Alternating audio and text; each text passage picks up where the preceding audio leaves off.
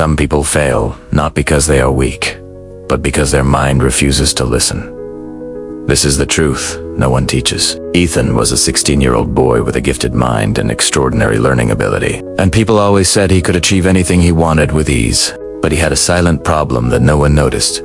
He could not focus, and his mind was always wandering like a bird that refused to stay in one place. He wanted to become a software engineer and build something that would change the world. Yet every time he tried to study, he got lost in distractions like social media, gaming, scrolling, daydreaming, and unnecessary thoughts. He always told himself, tomorrow I will be serious.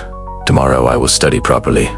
But every tomorrow became another tomorrow, and time slipped away like sand, leaving his hands. He didn't understand that dreams are not achieved by thinking. They are achieved by training the mind like a warrior trains for survival. When a big coding competition was announced, Ethan believed he would win easily, because everyone around him constantly reminded him that he was talented and capable, and he trusted that talent more than discipline. But when the results came, the shock broke something inside him. He failed badly, while the students who were less talented but more disciplined stood proudly on the top list with big smiles and hard-earned results. Ethan smiled from the outside as if nothing happened, but inside he felt a burning pain he never experienced before. He realized that he didn't lose to his competitors. He lost to his own habits, laziness, weak focus, and false belief that talent alone is enough. That night he couldn't sleep, and a voice inside whispered repeatedly, if you don't change, your dreams will leave before you even chase them.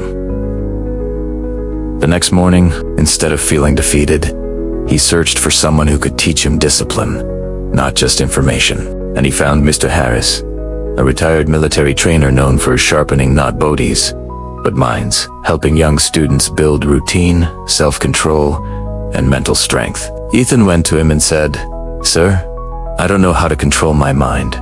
It keeps dragging me away from my goals."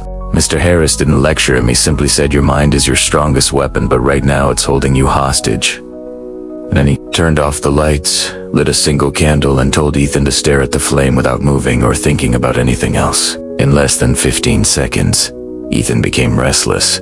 His eyes moved, his body twitched, random thoughts attacked his mind, and he lost focus. And Mr. Harris quietly said, "This is your enemy, not the world, not competition, not society. Your unfocused mind leads you to self-defeat." Then he gave Ethan 4 powerful rules. Train your focus slowly every day like a muscle. Protect your environment by removing distractions before they remove your purpose. Create a routine and follow it like an unbreakable promise, and perform small, consistent actions rather than perfect, rare actions. Ethan took these rules seriously and decided that changing his life was not just a wish anymore.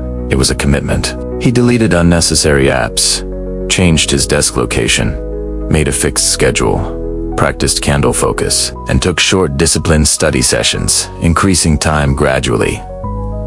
The first week was painful. He felt irritation, boredom, mental resistance, and occasionally tears because his brain was not used to obedience. But he kept going, knowing that growth never feels comfortable. Slowly, he began to notice changes. His thoughts became clearer, his distractions decreased, his patience increased, and studying no longer felt like a prison but like a mission. And each day, he became stronger, sharper, and more determined. Months passed, and Ethan developed a warrior mind instead of a wandering mind. And when the next coding competition was announced, he didn't feel nervous this time because he trusted not his talent, but his discipline. He participated again with honesty and full dedication. And when the results were announced, Ethan not only won first place, but his project was selected for an international showcase where global mentors admired his creation. Standing on stage, with applause echoing around him, he looked up and remembered the moment he couldn't even stare at a candle for 15 seconds. And now he could stare at his dreams without blinking. When he returned to thank Mr. Harris, he said, "Sir, I feel like I became a different person." And Mr. Harris replied, "No, you didn't become different. You became who you were always meant to be." The greatest lesson Ethan learned was this: talent gives you potential, but discipline turns potential into destiny. Dreams do not require magic. They require focus, routine, patience, and self-respect. So if you are listening to this story right now, remember, your biggest battle is not against people, competition, or circumstance azure. Real battle is against the mind that tries to stop you from becoming who you truly can be. And if you win that battle, the world will have no choice but to respect your victory.